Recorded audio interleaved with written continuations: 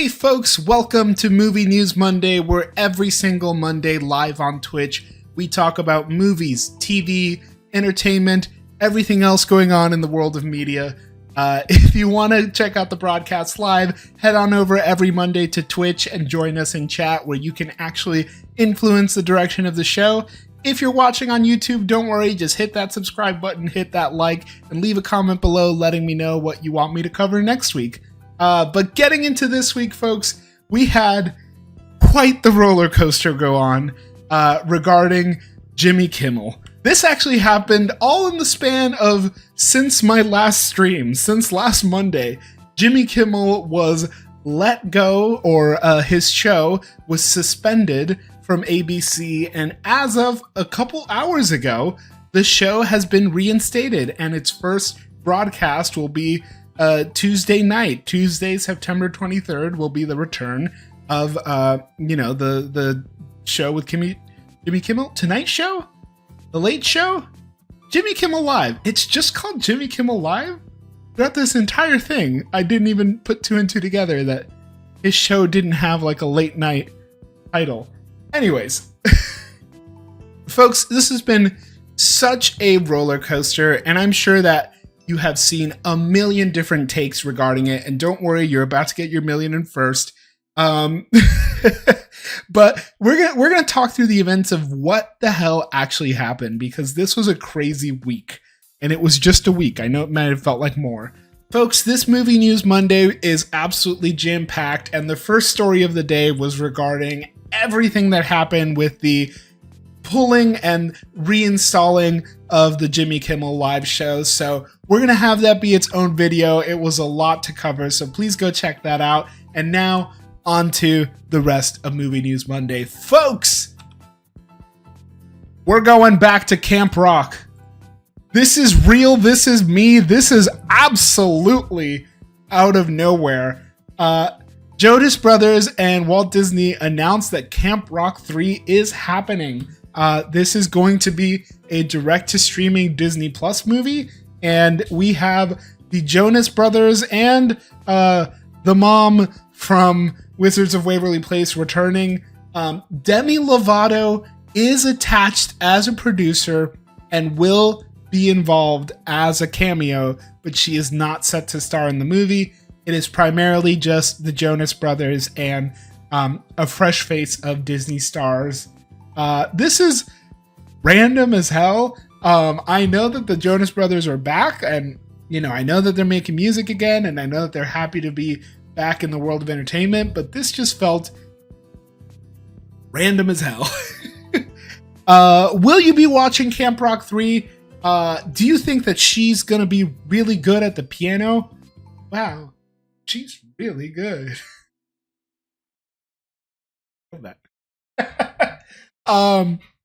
You know what?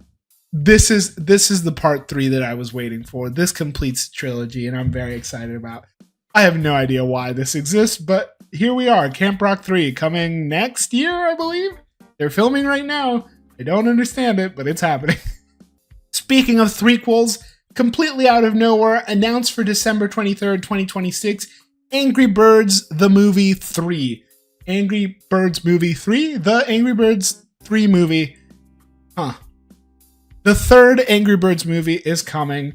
And continuing with the tradition of the original movies, they are bringing in a handful of online creators. I guess because Angry Birds is a game and a mobile app, it makes sense to have some online mobile app stars. So Jason Sudeikis, Josh Gad are returning. We also have Rachel Bloom, Kiki Palmer, Marcelo Hernandez, Tim Robinson, Walker Scobell, and some very interesting additions like MrBeast and Anthony Padilla and Ian Hecox, who were actually in the original one. So Smosh and MrBeast are going to be a part of the Angry Birds Movie 3. I'm going to be honest, I absolutely loved Angry Birds. It was my favorite mobile game back in the day, but frankly, the first movie came out and it completely came and went. The second movie, I didn't even remember actually happening. I don't know why we're making a third Angry Birds movie. This does not feel like a brand that people are clamoring for. I feel like Angry Birds has really fallen out of the cultural zeitgeist in every sense. But sure, let's put MrBeast in it. That guarantees some great advertising. Are you looking forward to an Angry Birds? I don't even need to ask. I know. I look forward to seeing.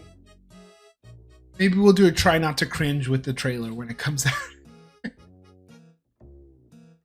I'm hyped bro. I'm there day one.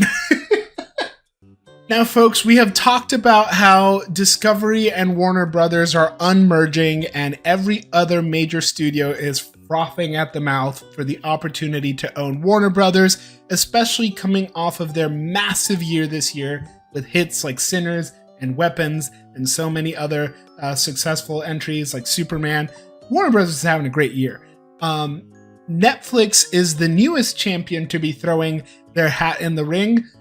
This comes after Paramount was reportedly looking into being involved in the acquisition talks. Quick correction from last week's Movie News Mondays, where we talked about Paramount Skydance being interested in purchasing Warner Brothers. I did not understand that correctly. Paramount Skydance Paramount Global, is interested in buying Warner Brothers Discovery. They want to maybe purchase them prior to the separation of the studio, whereas Netflix is more interested in buying Warner Brothers in and of itself. Again, this is just really sad to see. Corporate consolidation like this is just not necessary. I think these studios could stand to be independent staples at a smaller scale. I know Warner Brothers has historically been in tremendous amount of debt, and they have gone through many failed mergers and acquisitions. At this stage, Warner Brothers maybe, in my mind, needs to reduce their capacity and operate independently. Because like what we just talked about with Jimmy Kimmel, when you have less and less competitions and more single entities owning a lot of the arms of this industry, it creates a lot of risk. But what do you think? Would you want to see Netflix try and purchase Warner Brothers? What would this mean for HBO Max? What would this mean for DC? What would this mean, man? I really hope this doesn't go through. Warner, I'm rooting for you. You're one of the oldest standing studios in Hollywood, over 100 years old. Please just hold your ground. You can do it. You can do it. You've had a great year. That being said, Warner Brothers is not always winning. The production studio that worked on Barbarian and Weapons, Boulder Light Pictures, is moving from Warner Brothers to Paramount. And they are working with Paramount to establish a mid-budget mini division within the studio. This is kind of good news. I guess if you are going to have one massive media empire owning several levels of the business, it's nice to have confident and competent people running smaller divisions and smaller arms. Think of this like, Kevin Feige running Marvel Studios or James Gunn running DC Studios. This is just a very specifically targeted niche division that can focus on smaller mid-budget movies to a level of success. So Barbarian and Weapons, both very well regarded, very well acclaimed movies. So why not have the people who are responsible for those making sure that more movies like that get made? Christopher Nolan, who is inarguably one of the best working directors of our generation, has been elected the president of the Directors Guild of America. Chris Nolan says, "To be elected president of the DGA is one of the greatest honors of my career. Our industry is experiencing tremendous change, and I thank the Guild's membership for entrusting me with this responsibility. I also want to thank President Glatter for her leadership over the years. I look forward to collaborating with her and the newly elected board to achieve important creative and economic protections for our members." Folks, this is a big deal for a lot of different reasons. Obviously, Christopher Nolan is a very well-respected person in his field and in the general public as far as directors go. But the president of the Directors Guild of America, the president of SAG-AFTRA, Sean Astin, who was just recently elected, they have the responsibility of being the face that argues and goes up against the studios and goes up against groups like the MPAA for renegotiating the contracts for these different guilds. If you weren't around a couple years ago and you didn't notice, the effects that strikes and the effects that contract negotiations can have on the industry are absolutely massive. And given where we stand right now with things like AI, with corporate consolidation, with the possible stifling of freedom of speech, it is very important to have good, powerful people leading those conversations. Christopher Nolan is an extremely well-respected filmmaker by the studios and by some of these corporations. He has financial success, critical success. He is extremely well-respected and well-known and well-recognized. Christopher Nolan has a lot of love for theatrical film and theatrical entertainment. He famously left Warner Brothers after a decades-long relationship because of what happened with the theatrical release and the streaming release of Tenet following the COVID pandemic. He now has a great relationship with Universal, where he absolutely destroyed all expectations with Oppenheimer and is now working on the Odyssey with them. This is the guy. This is the guy you want to have at the table. The DGA also is chronologically the group that has their contracts go up for negotiation first. Famously, when the actors and writers were striking a while back, the Directors Guild was not striking because they had their deals signed earlier. They did not get into as much of a dispute for their contracts and signed a pretty comfortable deal for what they thought, because they had much more built-in protections and there wasn't as much risk with AI and some of these other things happening. But again, having Christopher Nolan, who is someone who has a lot of faith in the theatrical experience, has a lot of love and respect for practical and real filmmaking, I think this sends a really good message for what it's going to mean for the DGA and how they interact with studios, as how it pertains to some of the scary things that are creeping up in Hollywood right now. And folks, this is also super important because this is how we can keep studios in check. This is how we keep the companies in check. It is these guilds, it is these unions, it is the working class coming together and telling the corporate class what it takes in order to get the work done. At the end of the day, if you want to look at the entertainment industry as a factory, the assembly line workers, everybody there, everyone from the assembly line workers to the truck drivers to the people who are inspecting everything, they have a right to just as much as everyone else. And we very recently saw the power that these unions have. So much respect to Christopher Nolan. I can't wait to see how he continues to represent as somebody who is easily one of the best working directors in our lifetime. A little bit of sad news here, but I do think important to know.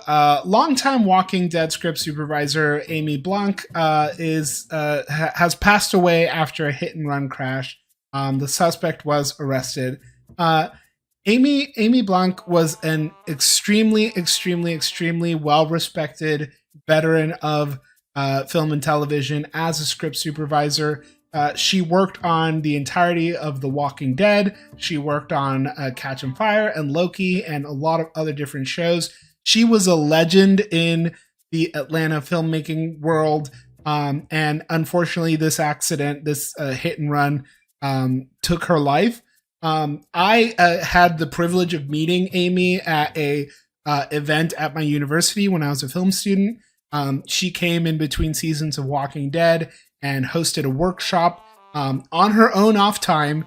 She met with a bunch of film students to introduce us to the world of script supervision. It is an incredibly important role. The script supervisor is in charge of making sure that consistency exists throughout filming. Not just, was he holding his bureau on his left hand or his right hand, which is important, but also which take did the director say they liked the most? Was it the take where he threw his hands up in the air, or where he cried a single tear or 2 tears, or did he flub a line in the wide, but he really liked it? So in the close-up, we need to have the conversation of, do we flub that line again? Consistency for the editor, making sure that notes that happen on set are communicated to the editing team. The script supervisor basically has the role of being the memory for everyone else on set, because if you've ever been on a film set, it is an absolutely insane thing to keep track of. There are hundreds of moving pieces with dozens of people trying to take care of things, and it is a script supervisor's role to make sure that nothing gets missed. And Amy took time out of her day, out of her break from filming Walking Dead back when I was a student, and visited campus and gave us tools and gave us guides and showed us scripts and showed us how she took notes. And she was an absolute legend in the local Atlanta film community. Much love to Amy's family and her friends. Her presence will be felt forever. She is immortalized. All of her work that she has done and that she was extremely well respected for is immortalized in all of the shows. So thank you, Amy, and I'm so sorry that you were gone too soon. She was 61 years old. So really sad to see, but again, just an opportunity to recognize an amazing individual and recognize a role in filmmaking that doesn't get a lot of credit. So I urge you folks, 2 different things here. Pick a name in the credits, whether it be a movie that you're watching or a TV show. Pick a name, pick a role, pick a position. Just look it up, look them up, try and learn about them, try and learn about what the position is. There's just so many folks involved in the creation of the stuff that you love watching. Take a second to appreciate the people behind the scenes. And secondly, just another reminder to be careful when you're on the road. I think sometimes we take for granted that we are sitting in heavy pieces of machinery that can go very, very fast. As someone who lives in Atlanta, I can recognize that there are a lot of people who just don't take seriously what it means to be in a vehicle. Put your phone down, don't get distracted, make it from point A to point B so that you and everybody around you can get where they're trying to go. Pivoting here to some lighter news, Sean Levy here shares our first official look at Star Wars Starfighter. Here we have Ryan Gosling and young child co-star out in the middle of the ocean, looking very Star Warsy. I love these pants. Love these Star Warsy pants. This looks like a father-son duo, right? Like, that's totally what they're playing. I'm very much looking forward to Star Wars Starfighter. Obviously, this doesn't really show us much, just the clothes that they're gonna be wearing, and more confirmation that they are actually filming. We do have The Mandalorian Grogu coming out next May, and Star Wars Starfighter, I believe, coming out in December. Let me confirm that. 2027. So this will be 1 year later in May of 2027. Let's move on over to the world of DC. In the DC universe, James Gunn shares the cover page for DC Studios' Man of Tomorrow. This is the sequel to the Superman movie that is coming out in July 9th, 2027. Gosh, it's going to be a stacked year. Is James Gunn hinting at something here with this cover, which shows a brain, perhaps a brainiac? Who knows? We have had some hints that maybe that's where things are going. There is famously from the behind the scenes documentaries of the Superman movie, there is some concept art, some not concept art, what's the word I'm looking for? There are some storyboards that show something that looks very much like Brainiac, so perhaps that's where this is going. This is also a film that James Gunn has been very forthcoming in talking about. It is very much a Lex Luthor film as much as it is a Superman film. So, you know, brains, smart people, it's all important to to consider here. We also did get, unfortunately for some, and especially me, did get confirmation from Matt Reeves that the Batman Part 2 is an Elseworlds project and not a DC MCU project. Very briefly here, talking to Josh Horowitz from the Happy Sad Confused podcast. Them on this. I mean, it's a DC, so like it's Elseworld, but it's DC, so it's theirs as well. So, and we're working. It's Elseworlds, but it is DC. Womp womp. Look, I don't think this is an absolute surprise. I think most of us were kind of coming to terms with the fact that Robert Pattinson's Batman is going to be his own thing, which means we are going to get someone else as Batman. James Gunn did also recently reveal in an interview that he has people in mind for Batman and that there is a major star that has talked to him about possibly playing Batman, but no decision has been made for casting yet. He did very nicely say, you know, I had people in mind for Superman and it ended up being David. I would have never thought David would be the guy, but then he absolutely blew me away. So who knows who's going to be Batman, but in the DCU, it looks like it may not be Robert Pattinson. Jumping over to the world of Marvel, Daredevil Born Again Season 3 has already been greenlit ahead of Season 2 of Daredevil even being released. We still have quite some time before Season 2 of Daredevil Born Again comes out.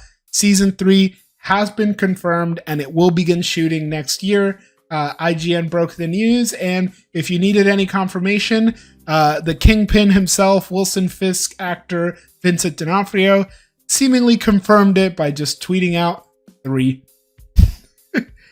I'm very excited. I do think that Daredevil Born Again has a lot of promise. I think all the episodes that were directed and very clearly in the path of the new direction of the show were really, really promising, and I am very curious to see where the story goes. And Daredevil and all the characters surrounding Daredevil are just absolutely incredible, and I do want to continue to see more and more.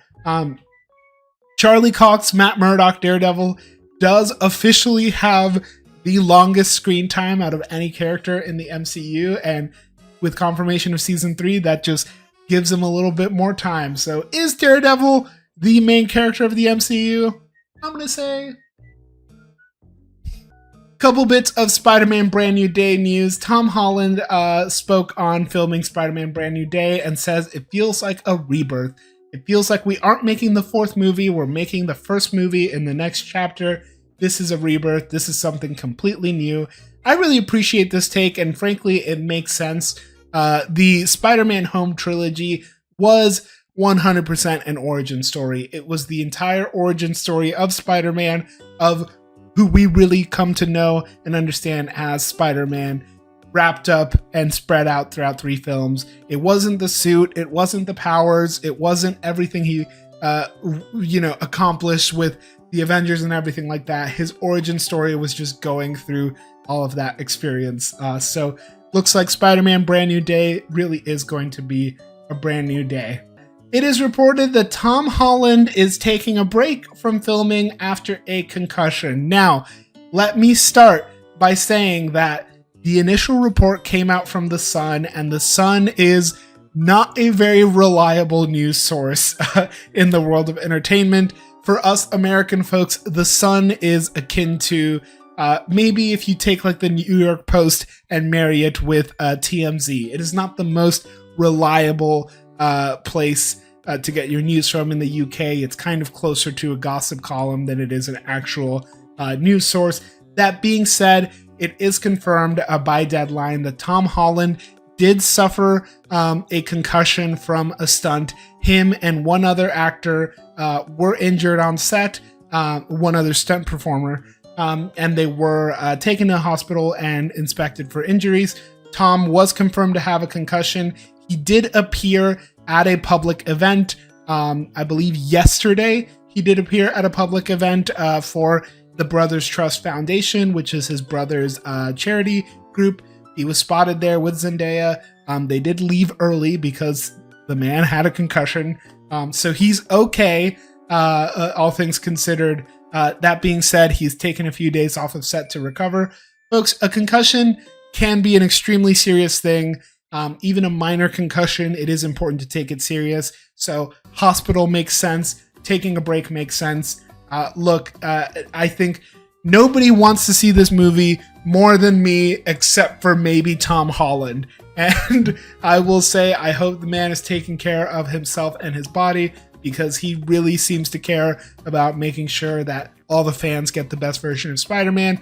And I really love and respect that. But at the same time, dude, keep yourself safe. It's okay. You don't have to do anything outrageous. Nobody deserves to be seriously injured for their art. So take it easy. It's okay. We'll wait. That is going to wrap it up for Movie News Monday. It was an absolute crazy one today. If you're watching this on YouTube, hey, did you know we do these things live? I only talk about it like all the time. If you want to catch Movie News Monday live, head on over to Twitch every Monday at 8:30 p.m. Eastern, twitch.tv/JupyGorg. Twitch is free. You can make an account so you can hop in the chat. If you don't know how to make an account, it's okay. You can still click and watch. You can just hang out live. But if you come into chat, you have the opportunity to influence the conversation. Let me know what you're watching. Let me know what you want me to talk about. I'm always happy to do it. If you're watching on YouTube, hey, hit that subscribe button so you know next time we go publish a video. You can also hit that like button, leave a comment. I asked you like 17 different things throughout this video. You better leave at least one comment. If you want to watch any of our content in short form or want to know when I'm going live, head on over to Instagram and TikTok and make sure you follow me there. But folks, this has been a very jam-packed Movie News Monday. Thank you so much for stopping by. I hope you have an amazing rest of your week, and I will see you at the movies. Take it easy, folks.